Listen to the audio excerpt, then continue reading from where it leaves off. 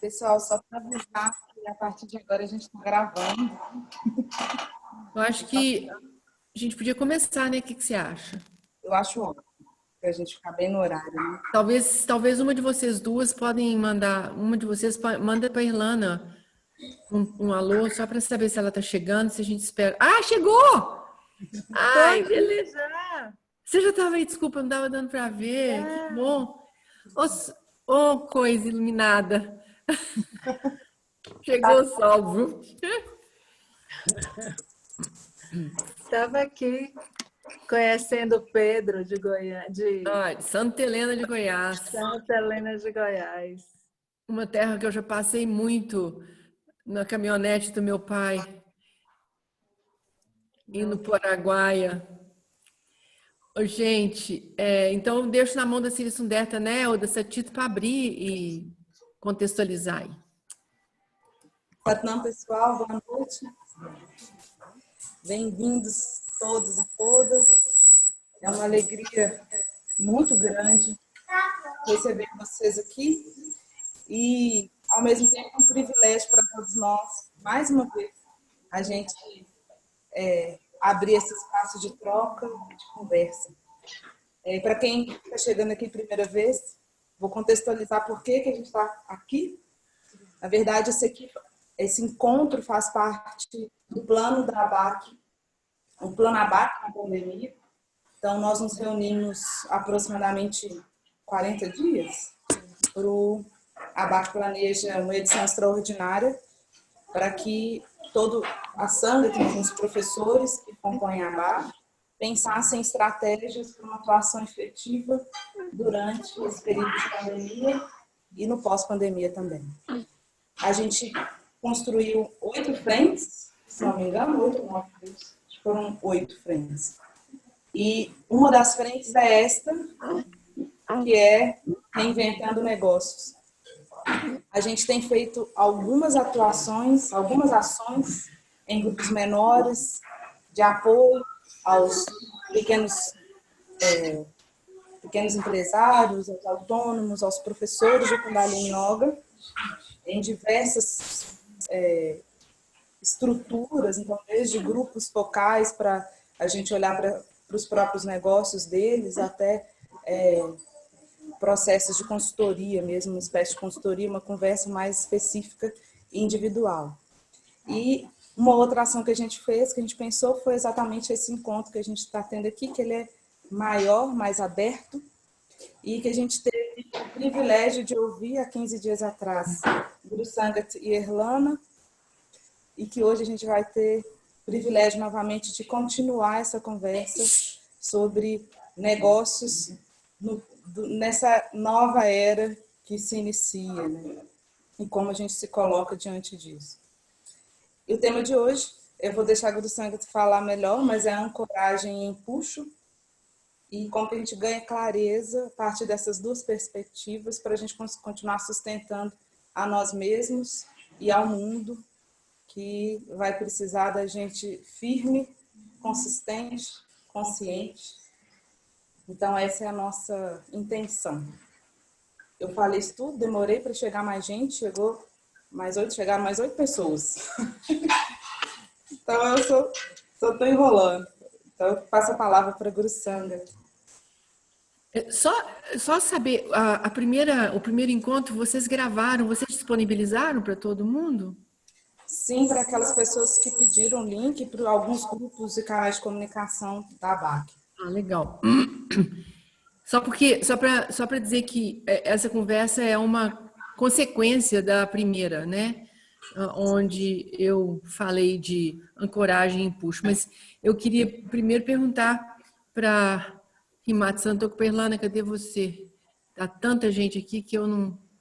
Tá difícil de achar. Abre o seu áudio, Elane, que aí você vem para a primeira. Aqui. Isso. Ah, beleza. Você quer falar primeiro? Você quer começar? Já que semana passada, há 2 semanas, sei lá quando eu comecei. Você quer que eu comece?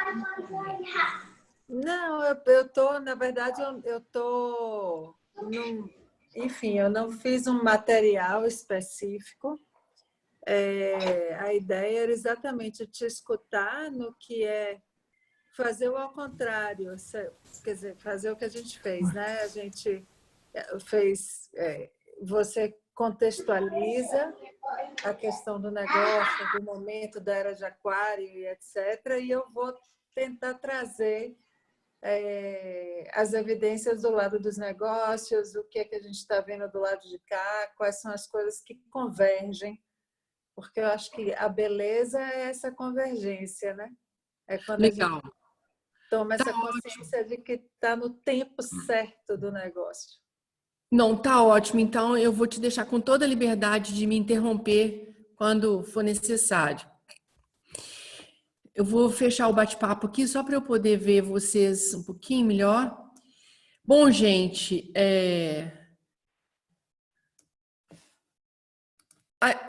a semana, sei lá quando foi isso, parece que acontecem as coisas, acontecem assim, 1000 coisas ao mesmo tempo, eu já nem sei.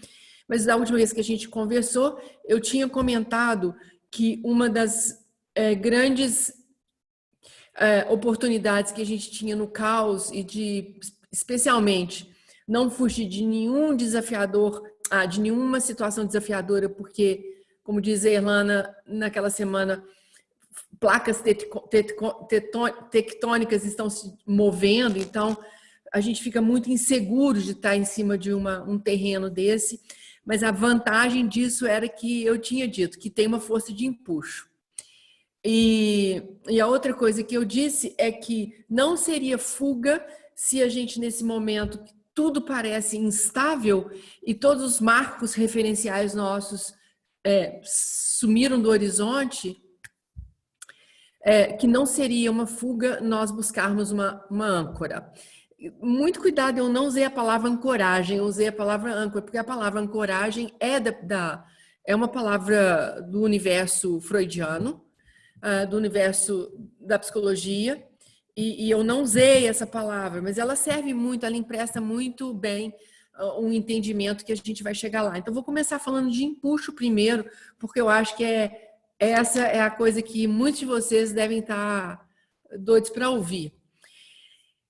Se esse aqui fosse um encontro de yogis, seria muito fácil falar de empuxo, mas não é. E não é só de yogis. Então, a gente tem que falar de um tal modo que faça sentido para todo mundo. Então, eu tracei assim umas linhas bem gerais para conversar com você sobre empuxo. Primeiro, é entender que empuxo é uma força física. Da mesma maneira que a gente tem gravidade e tem campo eletromagnético, a gente tem o empuxo, que é uma força quando objetos estão imersos completamente ou parcialmente em meios que escoam. E meios que escoam pode ser o ar e a água, mas podem ser também as circunstâncias. Então, todo meio que escoa, que passa por você, que passa por esse objeto chamado você, ali nasce uma condição que nasce uma condição que é chamada de força de empuxo. Então, o empuxo, a coisa mais importante, eu acho, e no Kundalini Yoga a gente fala disso o tempo todo. A coisa mais importante do empuxo é entender que ele é uma grandeza vetorial.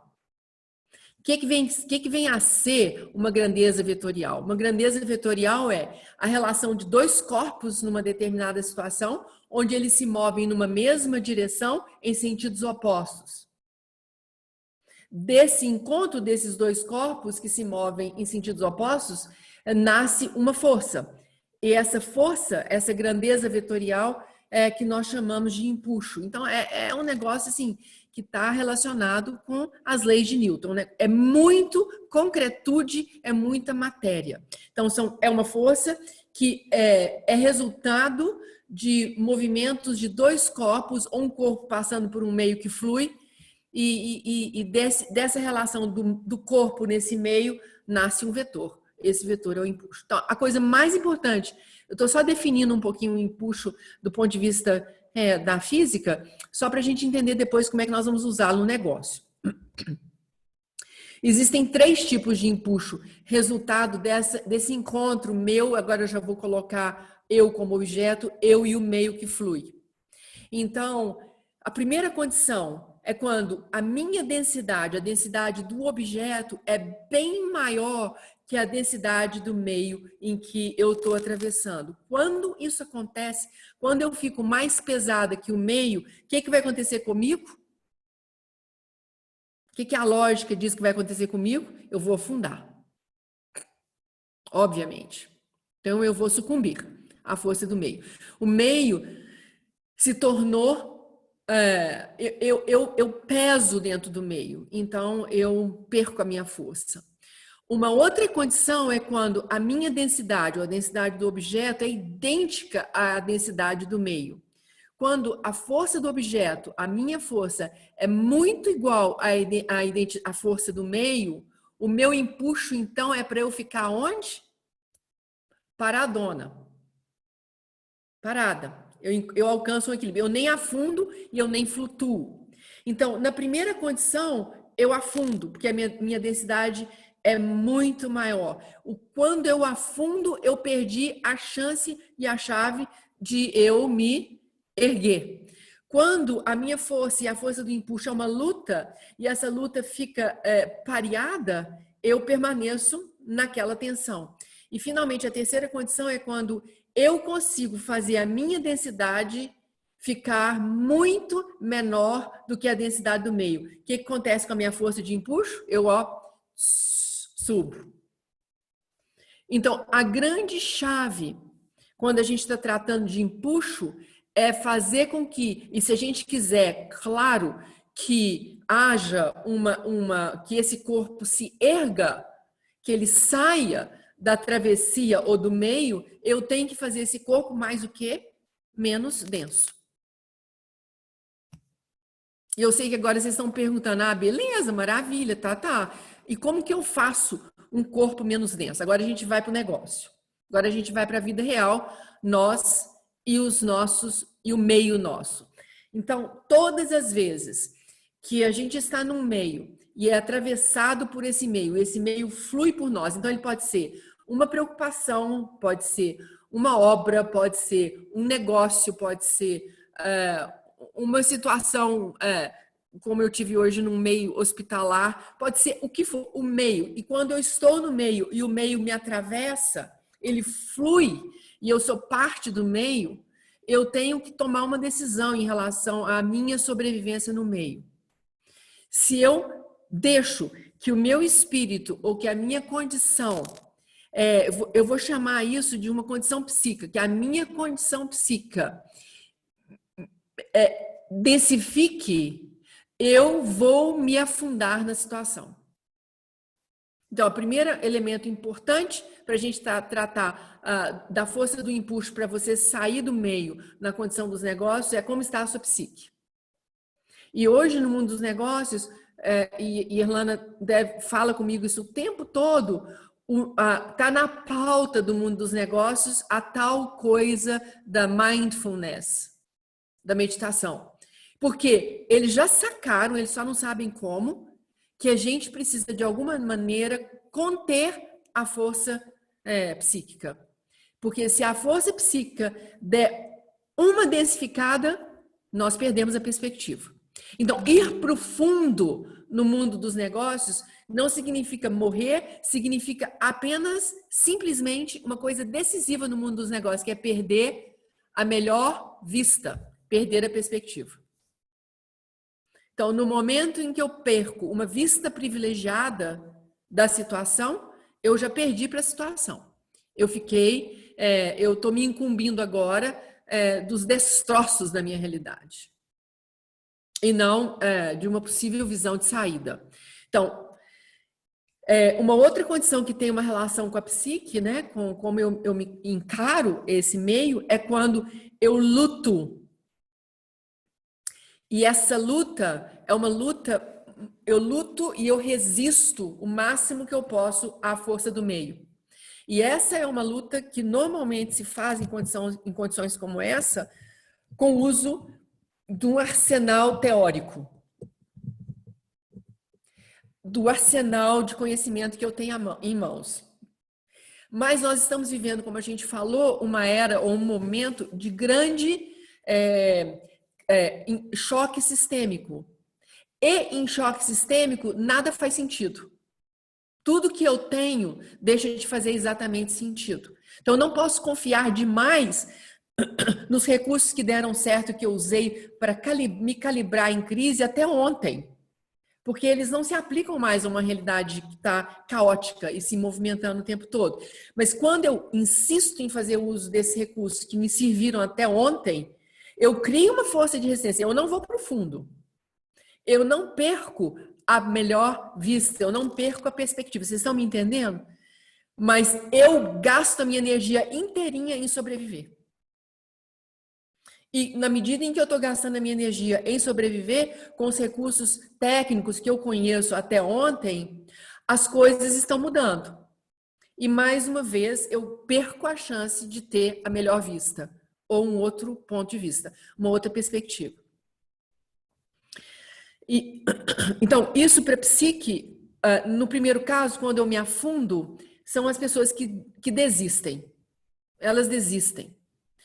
No segundo caso, são as pessoas que deprimem, porque elas estão o tempo todo na luta e elas não afundam, então elas não veem o negócio acabando, mas elas também não veem uma saída para o negócio. Vocês estão entendendo que ela está na mesma densidade do meio. E a terceira perspectiva, quando a gente consegue, na psique, mudar a densidade, só tem uma maneira. Por isso que mindfulness virou a carta dos negócios agora. A única maneira que eu tenho de me elevar numa situação dessa e deixar a minha psique ganhando a melhor vista, a melhor perspectiva, é eu considerar que eu preciso mudar a minha densidade, e que a minha densidade pode ser mudada ou porque eu tenho um tipo de lógica ou de ajuda que me leva a olhar para um lugar onde eu não olhei ainda. E como eu disse última semana que a gente conversou, eu busco olhar no meio do meu trabalho, no meio do meu negócio, onde estão os ombros dos gigantes. O que algumas pessoas gigantes têm feito? E eu logo pulo para o ombro desses gigantes e falo, não, eu vou pegar uma carona nessa ideia. Então, eu tenho que estar com o meu radar muito aberto para o que as pessoas estão fazendo e como essas pessoas estão saindo da crise. Isso é uma maneira de eu ter esperança. E vocês podem ter certeza que na psique que vence a densidade do meio é uma psique cheia de esperança. Uma outra condição que eu tenho para elevar diminuir a minha densidade, portanto, sair do meio, é eu aprender a meditar. Eu preciso ter uma coisa que no mindfulness eles conhecem como, quer dizer, que a atenção plena conhece como você dá tanta atenção para uma coisa, duas coisas, três coisas, 1000 coisas, tudo, até que a sua atenção não está em nada. Então, isso que é o mindfulness. Você começa absorvendo, minha mão, minha cabeça, até que você vai para o nada. No Kundalini Yoga, a gente tem um vetor para chegar no nada em 3 minutos, que chama Shunya, a gente quer chegar nesse nada. Então, a gente faz um bypass do tal da mindfulness, porque numa prática de mindfulness, você vai precisar seguramente de muito tempo, muito mais tempo. Então, a gente tem que ter um recurso para levar a nossa mente a um lugar que ela não se preocupa com absolutamente nada. Ela não se preocupa que ela está perdendo para o meio, que ela está empatando com o meio, que ela precisa ganhar do meio. E se a gente tiver segundos desse espaço vazio, é o que a gente precisa para ter uma coisa que é muito conhecida aí fora, que se chama insight. Mas insight do quê? Do meu negócio. De ter uma intuição do meu negócio. Então, você tem um recurso, você não está do nada, nós não estamos fazendo aqui macumba. Não é que você está ali, tive um insight. Você tem que ter alguns recursos. Primeiro, você tem que conhecer o seu negócio, você tem que conhecer o que as pessoas estão dizendo do seu negócio, você precisa conhecer experiências que estão alavancando algumas pessoas do seu negócio, e daí você vai para o seu campo neutro, para o seu nada. E ali naquele nada você pode ter um insight. E aquele insight vale para o seu negócio. Então, é uma maneira que você vai não inaugurar nada novo, como a gente falou, não perder tempo com buscar coisas que sejam absolutamente inaugurais. Não, você vai ser autêntico. Nesse caso, o que é ser autêntico? É esvaziar sua mente, contemplar o nada, mas tendo no seu altar, que é o seu negócio. E a hora que desce uma intuição, que desce um insight, você persegui-lo. Você persegui-lo. Isso, nesse caso, seria a sua autenticidade. Mas, gente, tem uma coisa importantíssima nesse terceiro elemento, que é você ficar menos denso que o meio. É que você não pode mais fazer isso sozinho. Acabou essa história de você vencer no seu negócio sozinho. Você precisa ter pares. Você precisa ter com quem conversar. Você precisa ter pares que pensam um negócio juntos. Porque na história de esvaziar suas preocupações e criar um espaço vazio na sua mente, é quando você escuta um insight e compartilha aquele insight. E você vai descobrir que se o seu insight for realmente pertinente ao seu negócio, os seus pares também sentiram isso. Então, a fórmula para os negócios nesses tempos que estão chegando por aqui é entender realmente densidade e entender da força da psique nas densidades, ter pares e poder esvaziar sua mente, para você ter insights. Como ter pares? Boa pergunta. Alguém colocou... Sapir colocou aqui, como ter pares. Você tem que construir parcerias. Eu não posso dizer para você exatamente como você vai construir a sua parceria, mas a história tem que respirar. Como respirar? Cada um vai saber como respirar. A parceria é quando você encontra pessoas que se unem a você. Então, no mundo do negócio, os seus pares de negócio. Se você tiver um negócio que você é a dona isolada ou dono isolado do seu negócio, seria muito bom que você tivesse um grupo de pessoas íntimas, que você possa conversar sobre o seu negócio e ouvir feedbacks. E se na pior das hipóteses você não tem nem íntimo, nem nada, cuidado para você não ir falar com uma pessoa íntima que vai te julgar. Quando eu digo íntima, assim, pessoas que conhecem você e conhecem o seu negócio. Seria muito bom que você tivesse um professor com quem você possa conversar. Ou um mentor, ou alguém. E no mundo dos negócios, essa pessoa existe. Fala aí, Erlana. Guru Sangat, eu queria trazer uma primeira analogia, que foi a que me ocorreu aqui, que eu acho que, em palavras do que a gente está usando do lado de cá, neste exato momento, eu acho que a gente, quando você traz a questão do empuxo, que você posiciona o objeto, né, que no caso é o negócio, que está imerso numa coisa que flui, né? Numa coisa que flui. Isto a gente pode fazer uma primeira analogia, que é exatamente o que a gente está falando hoje de ecossistemas de negócio. E essa analogia que me ocorreu logo de saída, ela continuou de pé ao longo da sua colocação, da sua explicação, porque o ecossistema ele é esse ambiente onde o negócio está inserido e que flui, né? Se a gente não reconhece esse ecossistema, se a gente toca o nosso negócio, pensa no nosso negócio em valores absolutos, vamos dizer assim, vamos fazer uma analogia, né? Eu faço esse negócio assim, do jeito que ele é há 20 anos e assim eu vou continuar, né? E o ecossistema, essa coisa fluida que está em movimento, você vai afundar, naturalmente, porque neste momento que a gente está de ruptura, que os americanos chamam de disrupção, em português seria mais fácil, seria melhor ruptura, né? O que as premissas, você não tem só uma mudança de parâmetros, tipo, vamos lá, vamos fazer turismo, né? Não é que eu vou viajar para lugares diferentes, eu vou viajar mais barato, eu não vou viajar.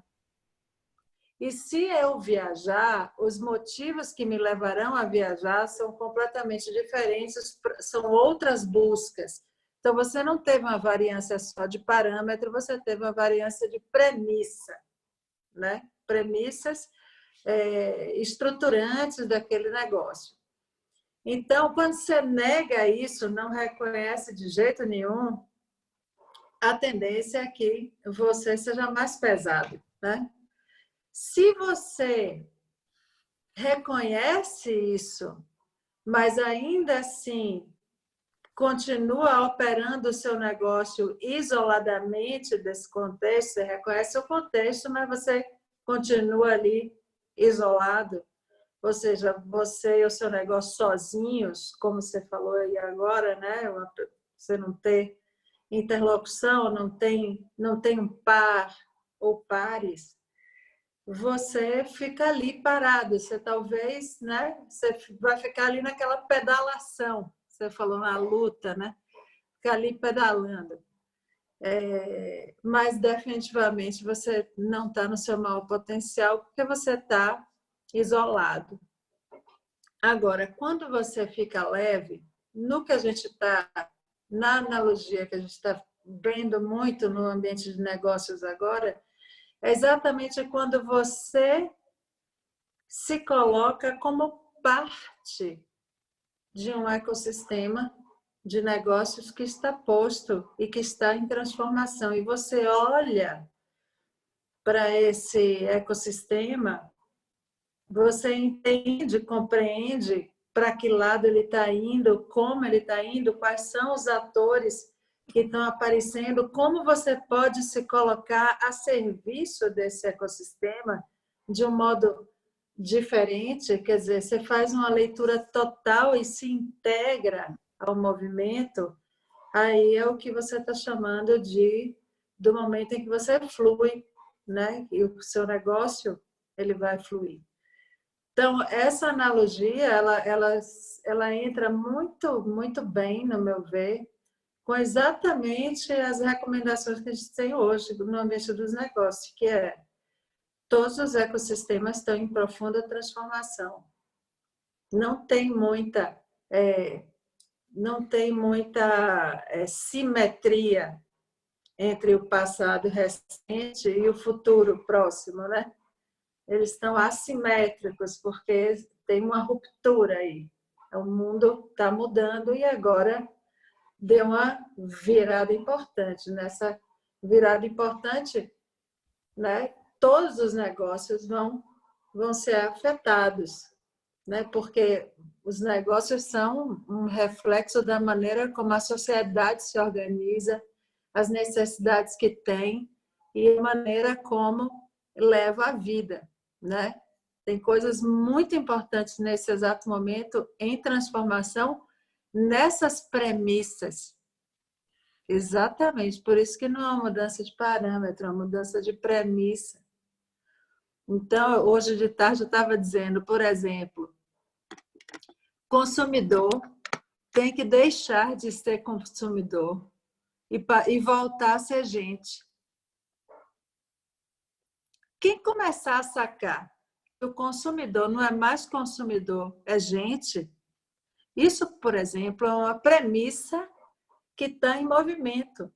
Então, enquanto você continuar achando que o seu consumidor é consumidor, enquanto você continuar tratando ele assim, né, e numa relação de mais-valia com o consumidor, né, você vai estar do lado errado da história, né?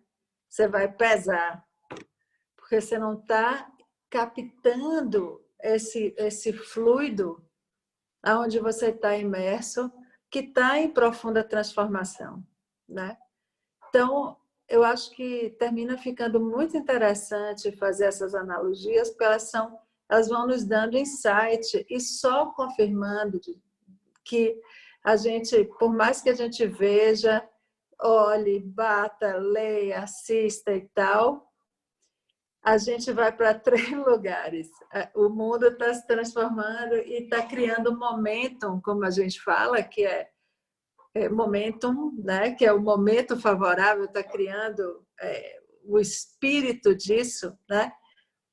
É isso, é comunidade, né? Que é Sangat, que é ecossistema, comunidade, gente junto, vamos dar a mão, etc. e tal.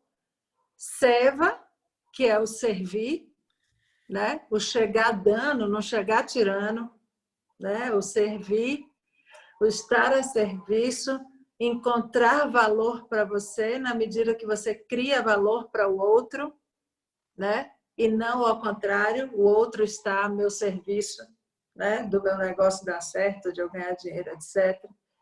E Satnam, que é a verdadeira identidade, né? Que enfim, o tão gente que somos, né? As coisas que precisamos são muito menos a essência das coisas, outras prioridades, né?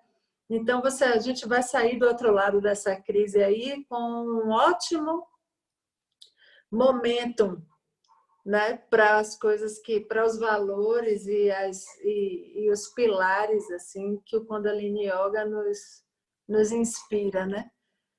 Então, em teoria e na prática, não são coisas simples, porque, por exemplo, você sair do isolacionismo do seu negócio e, por exemplo, trocar uma ideia com seu concorrente, entendeu? Que é o que a gente está, assim, você não tem mais essa ideia do concorrente, por exemplo, não tem coisa que mais te afunde do que isso. Essa é uma das coisas mais pesadas e menos fluida, é você ter essa cabeça de concorrente. Ah, não vou falar com ele que vai roubar a minha ideia. Ah, não sei o quê, ah, não posso, não vou abrir meus números porque eu não posso. Sabe? Esse tipo de coisa, por exemplo, é uma prática que fica superada no momento em que você precisa dar as mãos para construir algo maior. Você realmente precisa de pares. Você não precisa de pares, você precisa estar integrado a um ecossistema inteiro. Você precisa fazer parte. Não é que você precisa de pares, entendeu? Ainda é mais. Você precisa fazer parte. Precisa estar realmente em uma rede, reconhecer a rede e ser simplesmente um nó dessa rede, fazer bem o que você se propõe a fazer nesta rede. Então, é uma mudança importante de cabeça do ponto de vista de negócio, sabe? Então, é isso. Eu queria trazer essa analogia porque eu acho que ela faz muito sentido nesse exato momento, realmente. A Thaís Reale está dizendo aqui, já faz 2 anos que vem me relacionando com concorrentes que admiro e puxando eles para a cocriação, somando as expertises. Suave, estranho para muita gente, mas tem sido um aprendizado contínuo e muito gratificante. Claro. Eu quero dizer que vocês podem também abrir os microfones e falar, tá, gente? Tem uma coisa que eu vejo como uma pessoa que vem de fora, né, e que vem para Minas. Eu acho que aqui tem uma dificuldade a mais, a cultura daqui, com essa coisa do se abrir e do trocar uma ideia em ecossistema, com concorrente e tal. Porque existe essa coisa realmente aqui do não abrir, né? Tem até essa ética assim do não se, né, do come quieto, do ninguém fala nada, total, guarda segredo, não sei o quê. Que é histórico, né? Vem aí dessa coisa das minas, do ouro e tal. Assim contam, mas é uma dificuldade a mais, eu não tenho dúvida, é uma dificuldade a mais, porque você é treinado para desconfiar. E aí a base de um ecossistema é a confiança. Então, não tem mais-valia, não tem agenda, não tem que ter agenda secreta, entendeu? Você tem que realmente tem que abrir os planos, trocar uma ideia. Não é fazer cartel, não é nada disso, é construir mais valor, criar valor conjuntamente, sabe? Então, é uma coisa a superar, tem que superar isso aí. Eu queria falar alguma coisa sobre isso, mas estou administrando o chat aqui também. Siri Sunderta, eu vou pedir para você colocar um contato aí para Heloísa Bedini, por favor, no grupo. Eu acho que uma das coisas que aí eu ia dando sequência, né, porque nós falamos da psique, vou pegar uma carona aí no que a Irlanda acabou de falar. Então, uma coisa é a minha psique diante do meio. Falamos. O empuxo depende de estar ali, depende necessariamente de mim. E o meu negócio depende de mim para ele ganhar o entendimento. Falamos do meio, falamos dos pares, fazer parte e tudo mais. Tem agora um outro elemento, que é o elemento que nós somos atravessados por um conjunto de emoções em tempos como esse. E aí, as emoções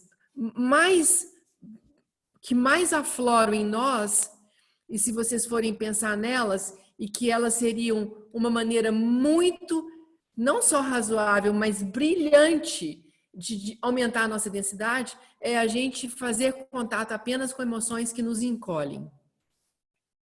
E as emoções que nos encolhem são as do medo, as da insegurança, essa mineirice, né? Que tem que guardar só para mim, tem que ser bom para mim, não tem que ser bom para todo mundo. Então, fazer contato com emoções que encolhem revela que a gente está num modo de sobrevivência ali no empuxo. A gente está lutando contra o meio.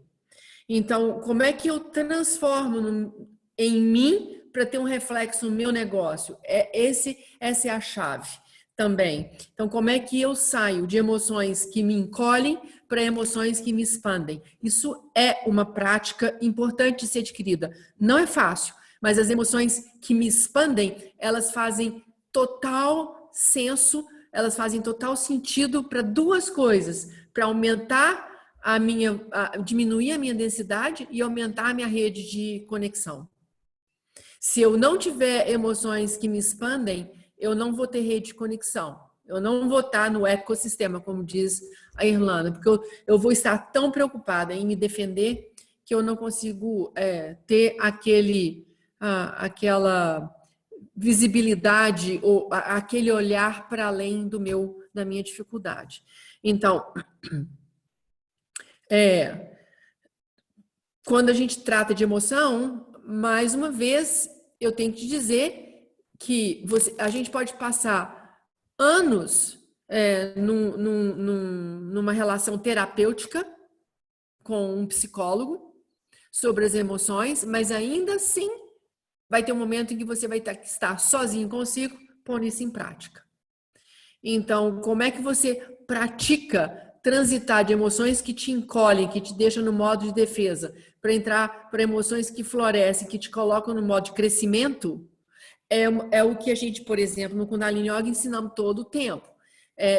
E isso tem a ver com a sua capacidade de contemplar. Então, tem um lugar que, de novo, a história do mindfulness, da meditação, volta, porque a experiência de contemplação é uma experiência necessariamente que te expande. Ela te faz entrar em contato com... não pode ser uma autoajuda do tipo, sorria, tudo está bem. Não é isso. Porque isso também já ficou no século XX. Encerrou no 31 de dezembro de 2019. Encerrou também no 31 de dezembro de 2019 as consultorias ou aqueles negócios, como é que chama aquilo? Coaching, que te ensinava: escolha só emoções boas e só pessoas boas e viva com elas. E abandone todas as emoções ruins e todas as pessoas ruins. Então, aí é uma tristeza, porque você vai chegar aos seus 80 anos fudido, falido e infantil. Então... É demais isso mesmo, porque realmente essa escolha, né, das emoções que nos expandem, das emoções que nos encolhem, quando você vai para as decisões de negócio, né, que você diz assim, como é que essas escolhas se colocam, né? E quando você fala também de você precisar dessa meditação e desse afastamento, e desse vazio, aí diretamente também agora está muito em voga essa coisa do, até porque senão você não enxerga o ecossistema, né? Que é essa coisa do saia do seu corpo, step out of your body, step out of your business, né? Saia do seu negócio E contemple. e olhe para o mundo que está. Uhum. Olhe para as oportunidades. Não olhe para o seu negócio nessa fase de ruptura. A resposta não está na resposta que você já deu a esse problema. A resposta está na pergunta de novo. Então, você volta para a pergunta que você responde com o seu produto e o seu serviço, com o seu negócio. Quer dizer, volta para a origem. Por que você abriu esse negócio? O que você queria atingir quando você fez esse negócio? Quais eram as suas intenções, o seu propósito? Qual é o resultado que você quer com isso? E aí você vai para as perguntas que gerou o seu negócio e esquece o negócio em si, porque podem haver novas maneiras de responder a mesma pergunta.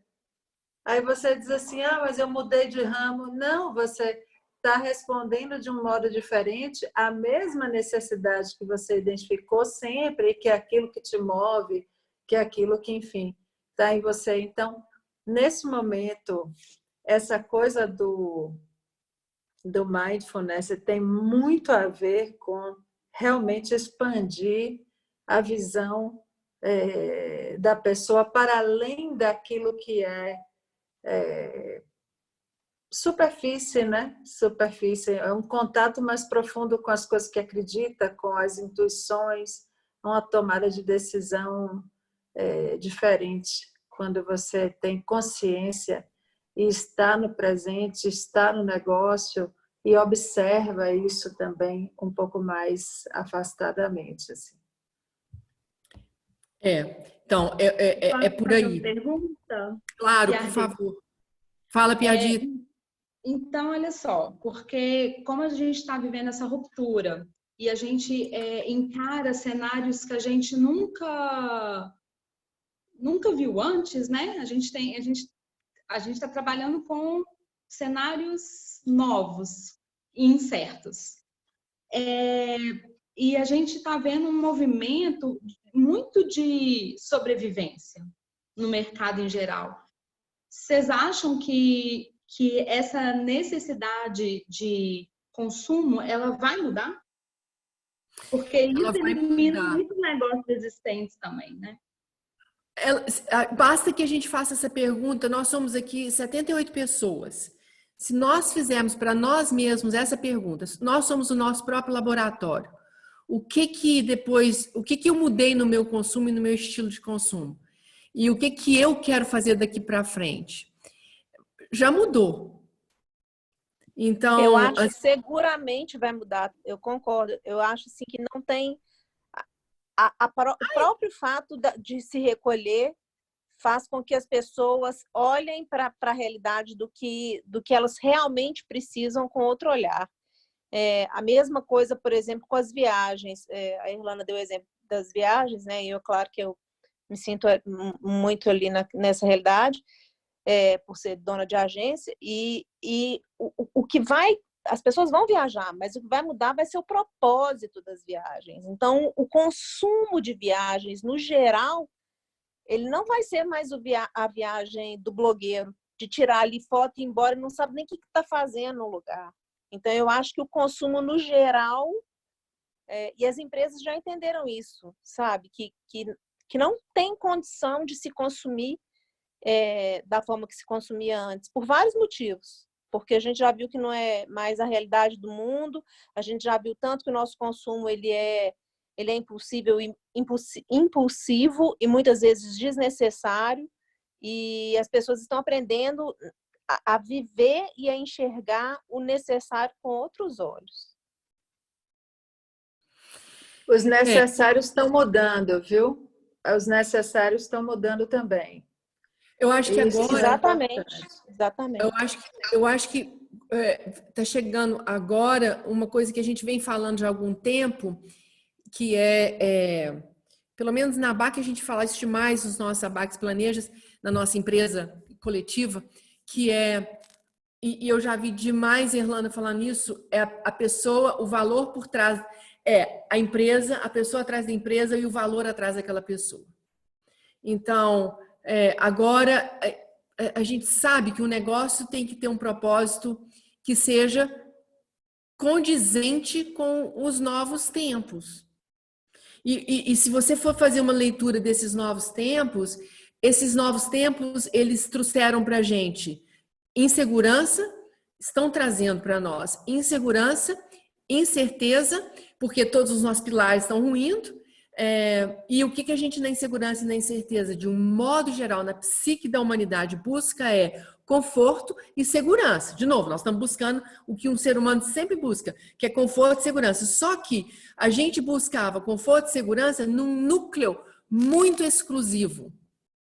Agora, o nosso conforto e segurança se assenta num núcleo macro, porque ninguém é doido hoje em dia de imaginar que se eu pegar um Covid-19, se eu pegar essa doença que é irracível, ela não tem uma lógica predizível, a última coisa que eu quero me imaginar é pegar essa doença e ficar no quarto da minha casa morrendo sozinha ou desamparada, com falta de ar e com meus rins falindo. Então, eu sei que o que eu quero é ter um conjunto que me apoie.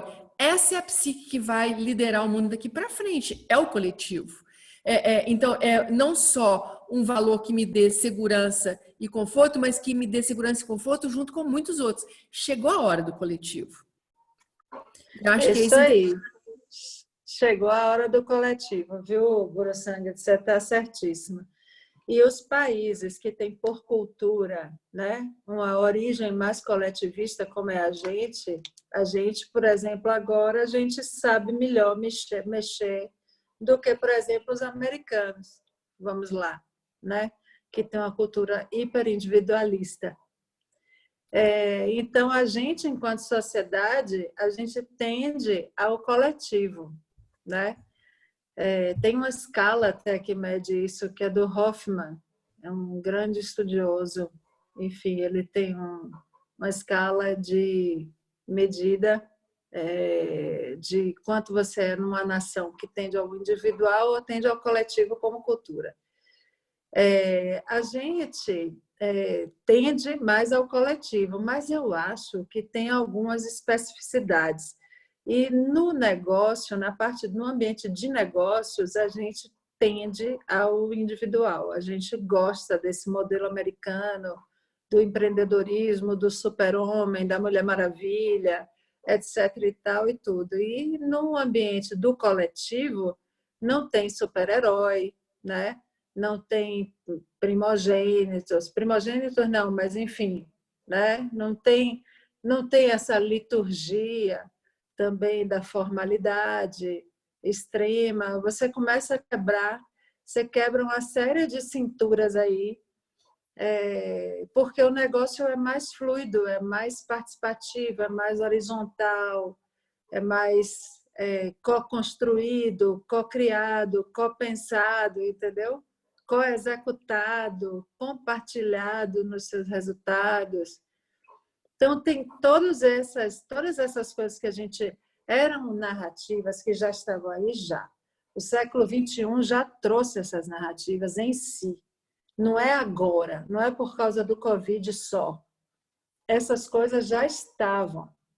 Só que não estavam legitimadas. Essa grande experiência que a gente está vivendo, coletivamente, globalmente, automaticamente está legitimando uma porção de coisa que já estava aí, mas que não estava legitimada. Então, agora, vai ser muito mais fácil. Essa coisa do desenvolvimento de ecossistema e de você competir e não competir já estava aposta.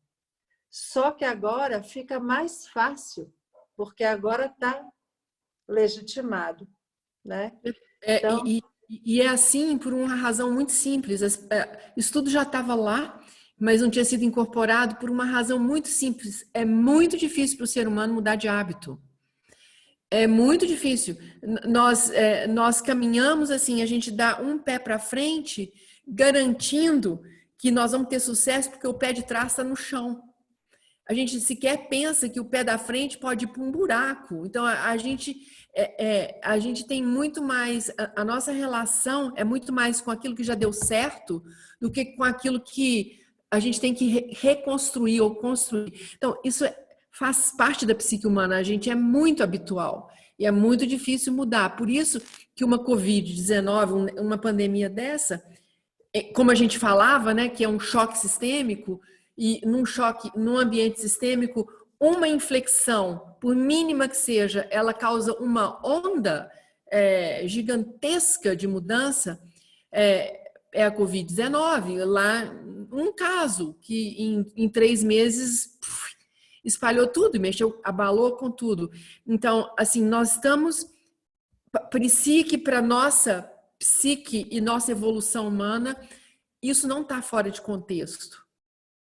Porque, como diz a Erlana, essa narrativa já existia, mas nós insistíamos em fazer do modo habitual. Exatamente. Eu tenho um amigo até, Guru Sangat, que ele falou assim, nossa, mas já estava tudo nos meus planos. Eu tinha o pipeline total, eu ia fazer isso, lançar a plataforma não sei quanto, 2025 e tal, e tudo. Aí veio o Covid e acelerou tudo. Eu falei assim, bom, eu penso assim, né? O Covid está no tempo certo, inclusive não é uma surpresa, estava aí previsto. O próprio Bill Gates, em 2015, já falou assim, o que vai pegar a gente de calça curta é uma pandemia, etc. Tal. Aquele que escreveu o Código da Vinci, Dan Brown, escreveu há 3 anos atrás o Origem, eu li. É exatamente a história de uma pandemia global, etc. E tal. Bom, enfim, a questão aqui é isso, é que a gente estava barrigando, protelando. Então, ao invés de dizer assim, o Covid veio e antecipou tudo, a gente tem que dizer, não, reconheça o seguinte, eu escolhi apostar no que eu conhecia. Mudar o mínimo possível, segurar até quando eu pude, suar meus ativos todos até o limite. E aí, agora, eu preciso me transformar de uma hora para outra. Então, muitas empresas estão passando por isso. E isso realmente, acho que não é o caso da maior parte ou de todos nós aqui, mas isso está sendo uma paulada dura, vamos dizer assim, porque não estavam em prontidão para nenhuma espécie de transformação, sequer acreditavam que seria possível, né? Toda a plataforma aí da eleição de Bolsonaro foi em cima de tentar manter o mundo como se conhecia, segurar nesses valores, segurar nesses princípios de negócio. Então, a gente está vendo que não é possível, não será mais possível segurar o século XXI. Agora, a Era de Aquário vem com todas as suas características, né, Guru Sangat? A gente vai identificar tudo para o qual nós estávamos nos preparando esse tempo todo. Então, de novo, mais uma vez, assim, este é o grupo mais privilegiado nesse momento de disrupção, porque toda a estrutura de Kundalini Yoga nos prepara para a Era de Aquário. Felizmente ou infelizmente, nem todo mundo aqui tem a prática de Kundalini Yoga e muitos que têm a prática estão penando também. Então, assim, não é uma panaceia, mas é um referencial.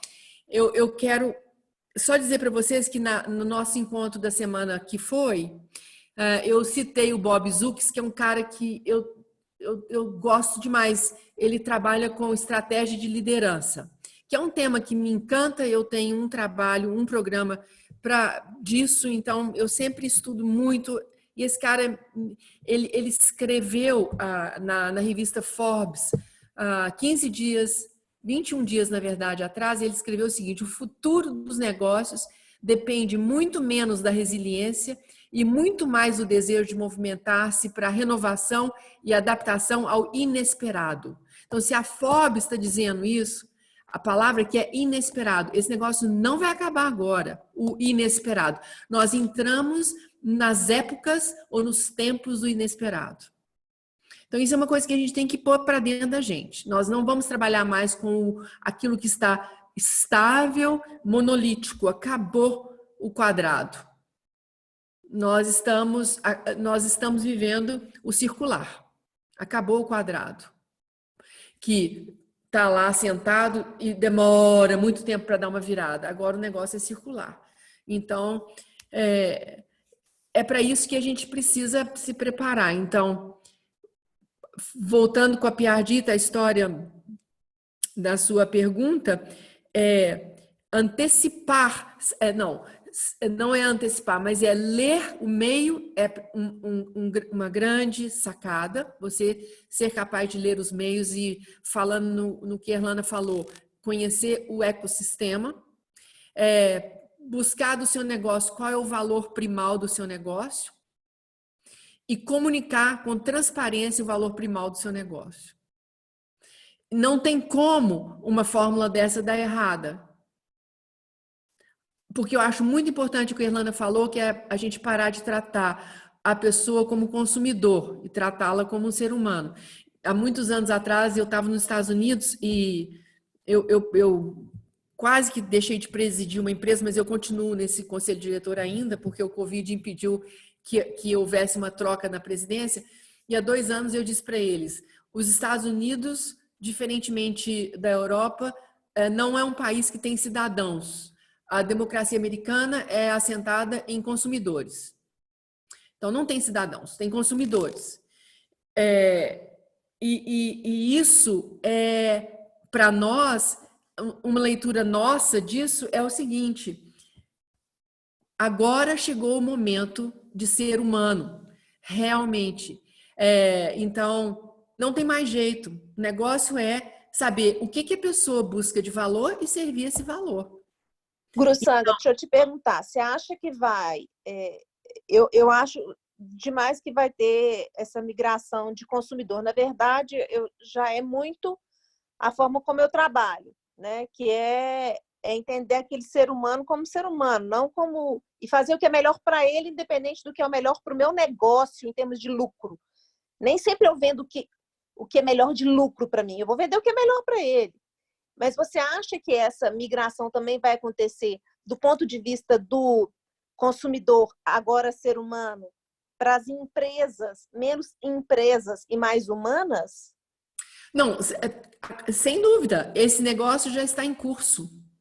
Se vocês abrirem esse negócio Forbes, se vocês forem para o Knowledge Project, se você for para o lugar que a Erlana tanto estuda, você estava fazendo um curso outro dia de 10 dias, onde foi, não? Que você comentou? Berkeley. Em Berkeley. Não adianta. O mundo da empresa está falando nisso. Isso aí. Isso aí é o mais legal, inclusive, de tudo. Né? Que aí tem então, de novo, já estava tudo aí, só que agora legitima. Então, tem um movimento, por exemplo, no Brasil, chamado Humanizadas, que é uma moçada, uma galera que avalia as organizações e classificam elas do nível de quanto elas são humanizadas ou não, tanto para dentro quanto para fora. Isso é muito legal. Tem uma galera chamada Sistema B, que é muito legal. Tem muita gente, já está posta, que agora vai aparecer. E aí você vai dizer assim, nossa, como foi que surgiu isso do nada? Surgiu aquilo do nada? Surgiu aquilo do nada? Nada surgiu. É que agora legitima, sabe? Legitima e aparece. E inverteu a demanda. Então, agora vai sair um monte de as empresas procurando essa galera para ajudar a gente a se transformar. Muitas transformações acontecerão nessa de sobrevivência, eu estou respondendo, como a Guru Sangha te fala, eu estou reagindo a essa mudança de contexto muito rápida, e outras vão agir e vão ajudar a fazer a virada, vão de fato construir um novo momento, né? Não vão apenas responder. Olha que legal aí, Elana, tem a Ana Bolívar, que eu queria, onde que ela está? Faz parte da comunidade B em Minas Gerais. Oi, gente. Cadê você? Ah, tá aí, legal. Bom te ver e saber que você é da comunidade B. E a coisa mais incrível é ver que a turma da Humanizadas, da comunidade B, é a galera nova, né, gente? Que é muito legal. É onde. Não estou dizendo que nós velhos não temos mais nenhum futuro, mas assim. É só para dizer que o cérebro dessas pessoas que estão aí hoje lidando e repensando o negócio, ele tem uma fiação muito diferente de nós que passamos muito tempo no modo defesa. Né? Exatamente, Guru Sangha. Eu, que sou a mesma geração, quer dizer, fui programada para competir. Né? Então, eu fui programada para competir. Educação, tudo, fui programada para competir. E aí eu entro num universo, e eu estou nessa peleja já tem um tempo, e eu digo, não, eu preciso, esse negócio tira o pior de mim. O que é que tira o melhor de mim? Então, como é que eu me coloco num ponto de poder colaborar? Então, para mim, não é só aprender sobre um novo momento no mundo, é desaprender o que eu fui programada para. E essa é a grande dificuldade. Não é o aprender, é o desaprender. É conseguir olhar para esse momento de agora com olhos novos, de quem está de 0 a 0, entendeu? E não com os meus olhos do passivo, de tudo que eu sei e continuo querendo achar que está válido. Né? Então, eu mesma contratei uma mentora que vai começar comigo essa semana, que é uns 25 anos mais jovem do que eu. Legal. Porque eu falei, não, gente, eu preciso entender, inclusive, mais, não entender, mas participar do processo mais, sabe? É um prazer, realmente, mas é uma renovação. E aqui está no nosso papo aqui, tá a Thaís. Ô, Thaís, cadê você? Estou aqui. Fala aí, Thaís. Prazer, eu cheguei hoje, mas enfim, estou aprendendo muito e feliz de poder também, de alguma forma, perceber que o movimento que eu achava que era uma coisa minha, meio diferente, enfim, que realmente faz todo sentido, né? Eu tenho visto já há alguns anos, em alguns movimentos, eu participo do Art of Hosting, que é a arte de anfitriar conversas significativas, e a gente já praticava isso lá, já pratica lá, mas que eu vi agora na escolinha dos meus filhos e eu achei muito interessante. A escola trouxe 3 possibilidades de pagamento.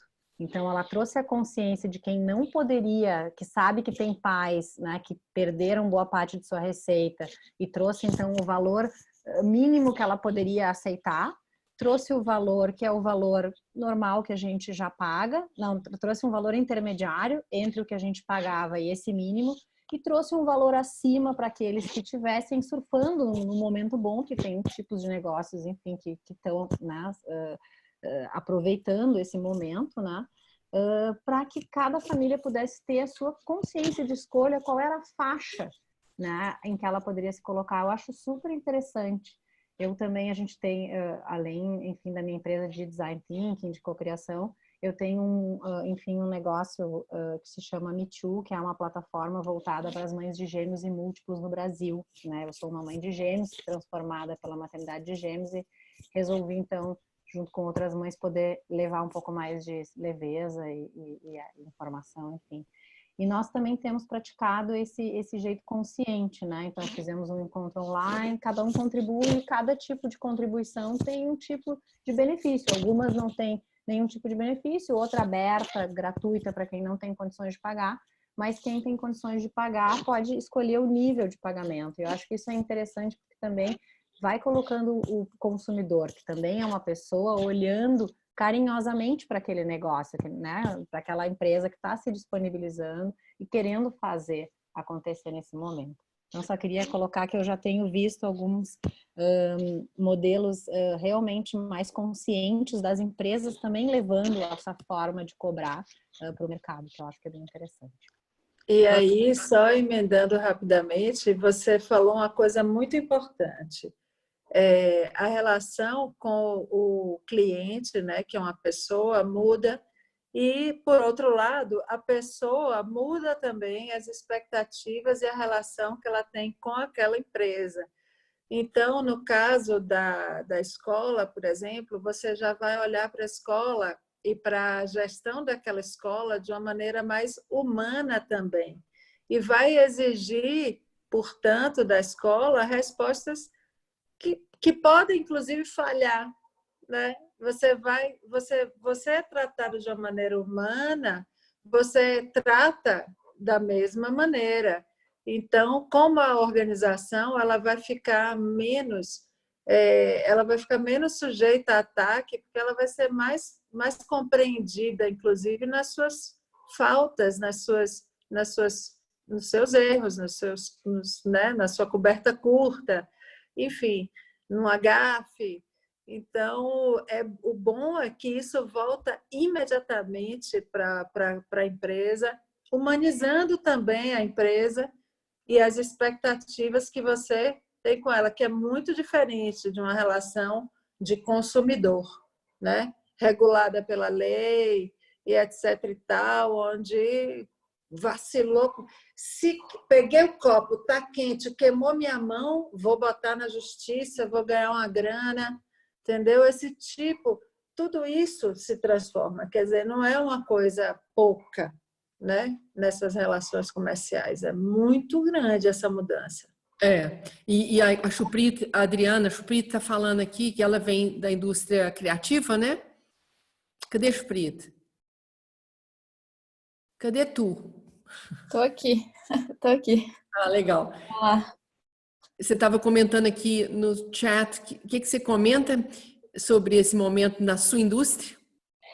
Não, eu estava fazendo um adendo aí do pessoal da pergunta da Dita, né? Se o movimento vem do lado do consumidor também, e aí eu estou respondendo ela que além do que foi colocado ali, já na conversa, né? A gente tem vários estudos de tendências que são antigos, assim, são de 2014, que eles estão muito à vista agora, né? Que os consumidores eles se mostram mais conscientes e mais comprometidos com os valores das marcas, né? Qual que é a bandeira daquela marca, como que ela se posiciona. E não apenas com o preço, o produto, enfim, ou a qualidade, vai além disso, que é até um exemplo que a Erlana colocou agora, né? Você perdoa alguma coisa que em outros momentos você não perdoaria, porque você entende, você está conectado com aquela marca de outras formas, né? De uma forma mais humana. E os jovens, principalmente, eles se mostram mais incentivados por conversas com amigos e conhecidos, que compartilham do mesmo valor do que as publicidades tradicionais de grandes marcas, que a gente vê aí nos horários nobres, enfim. E eu venho da indústria criativa, né?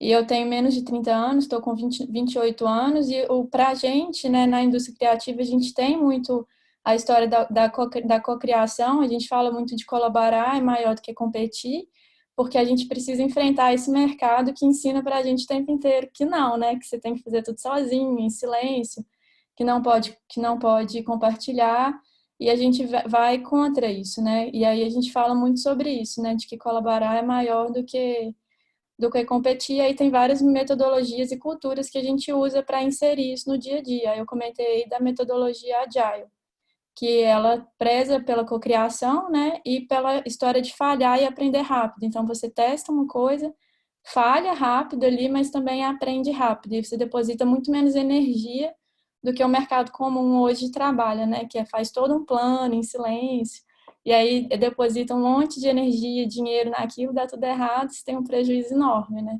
Então, é uma forma também de fazer essa transição. E o Agile, inclusive, bota o cliente dentro do ciclo curto, né? O ciclo é curto, com o cliente dentro, por isso que você erra rápido. Isso, que é todo centrado no usuário, né? O Design Thinking trabalha com isso também, que é o cerne, né? O design centrado no ser humano. Então, tem todo o olhar o tempo inteiro pro ser humano, para o usuário, seja ele quem for. Pode ser o consumidor, pode ser o dono da empresa, pode ser absolutamente qualquer pessoa, né? E aí, quem vocês vão estudar e quem vocês vão trabalhar depende de cada negócio e do objetivo de cada negócio, né? Mas pode ser qualquer público, pode ser qualquer pessoa. Isso é muito interessante porque eu estava essa semana passada fazendo na minha posição como chairperson, a gente tem uma empresa que trabalha conosco, que é a NASA, e a NASA já faz o Agile, ela já usa esse método centrando, por exemplo, nas viagens a Marte, porque não vai ter consumidor que vai a Marte, vai ser humano que vai sobreviver ou não. Então, eles fazem vários experimentos usando essa metodologia, justamente para testar e não gastar um dinheirão e ter um foguete que desce ali, né, no Havaí. Então, assim, essas coisas já estavam lá, mas só realmente pouquíssimas pessoas acessando e experimentando. Então, eu acho que isso que a gente acabou de falar, que tudo tem a ver com a história do empuxo. Então, nós demos 1000 exemplos de como você pode emergir em vez de submergir, ou em vez de ficar ali na luta, né? Então, eu acho que nós não vamos ter tempo de falar de âncora, porque o papo de âncora é outro papo. É isso Talvez que eu ia dizer, Sangue, da gente deixar isso para daqui a 15 dias. Acho que é bom, porque o papo de âncora é doido demais, mas esse grupo é um grupo que vale a pena a gente conversar coisas doidas demais, porque nós vamos ter que ancorar, nós vamos ter que pôr a nossa âncora em lugares que essa humanidade não está acostumada, né? Assim, o povo nunca fez isso, então é muita audácia a gente colocar a nossa âncora nesses lugares vazios, que é onde a gente vai ter que ancorar. Eu acho que a gente pode marcar um próximo papo sobre âncora.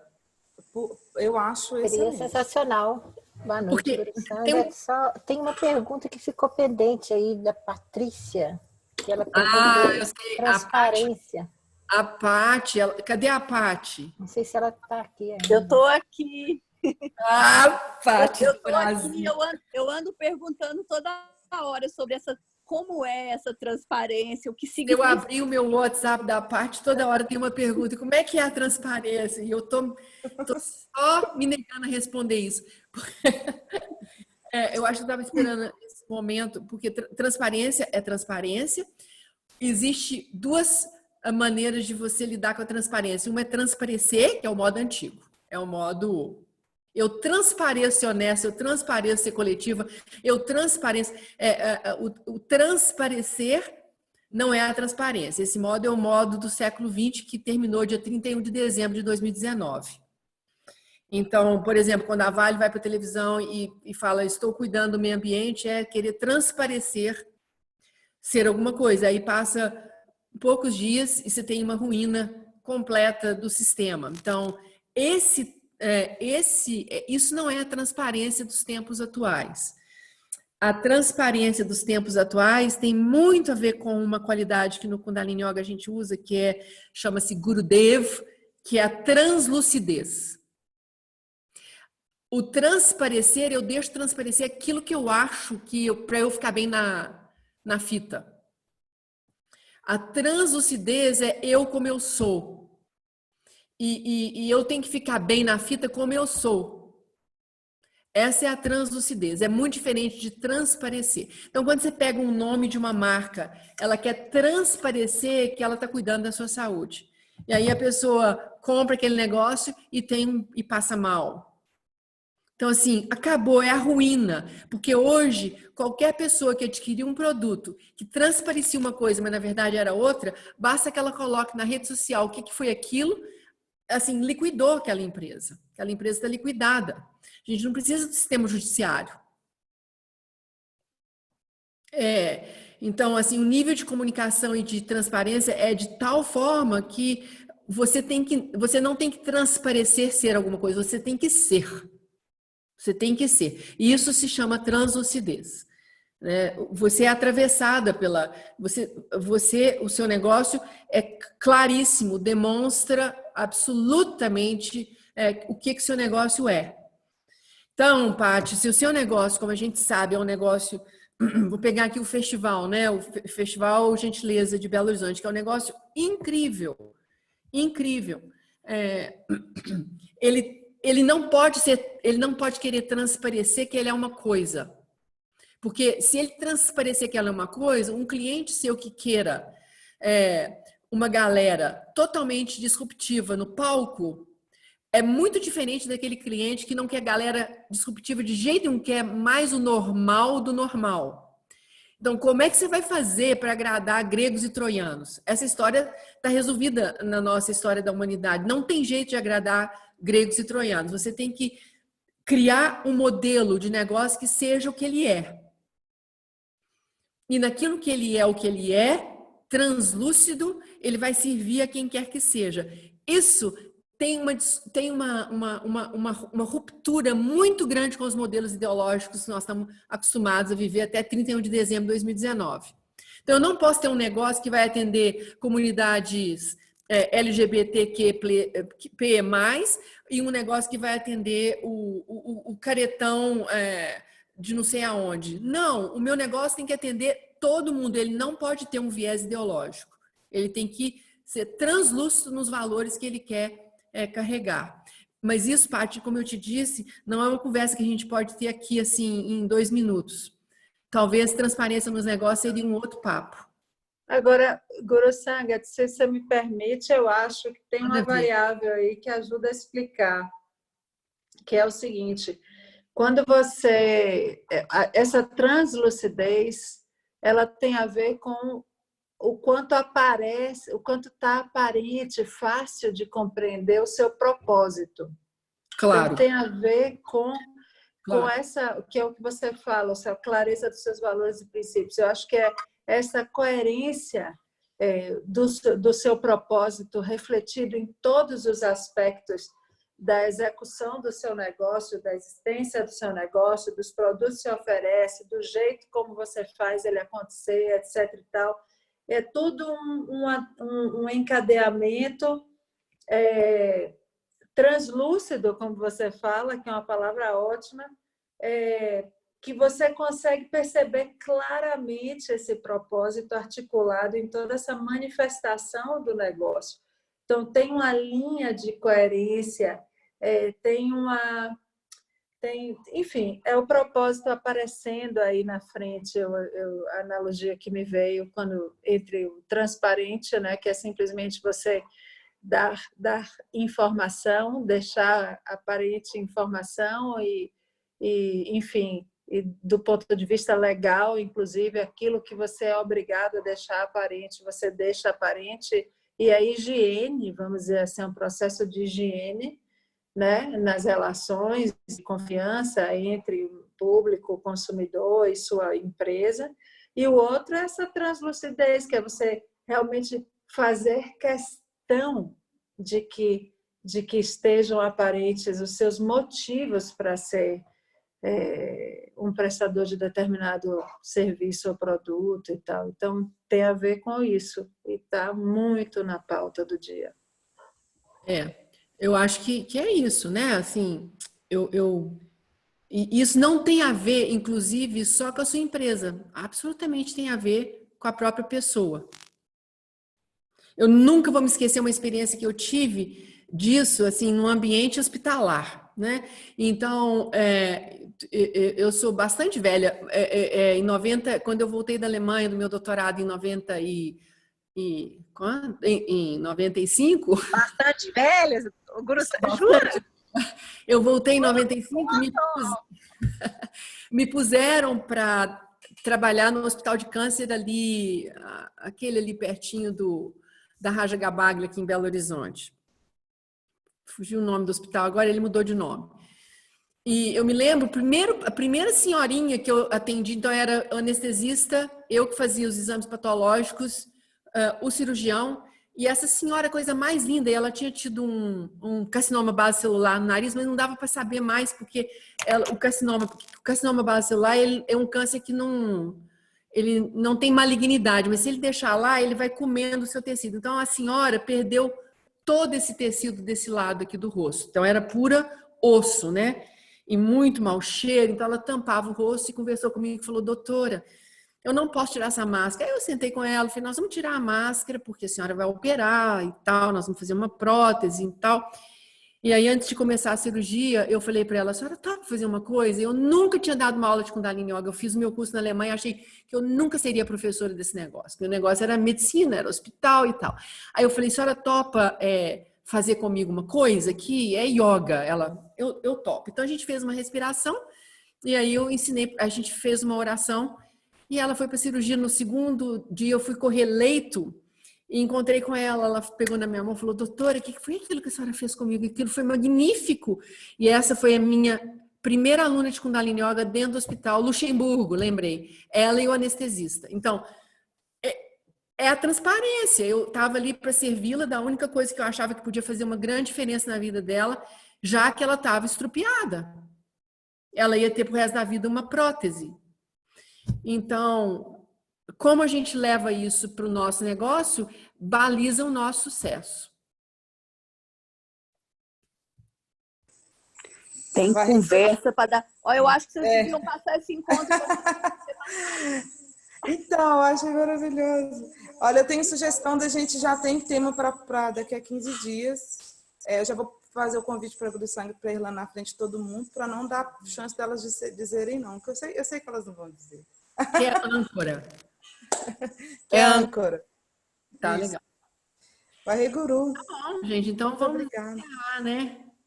Vocês estão tranquilos e satisfeitos? Sim. Satisfeitos, tranquilos. Não vontade de parar, não.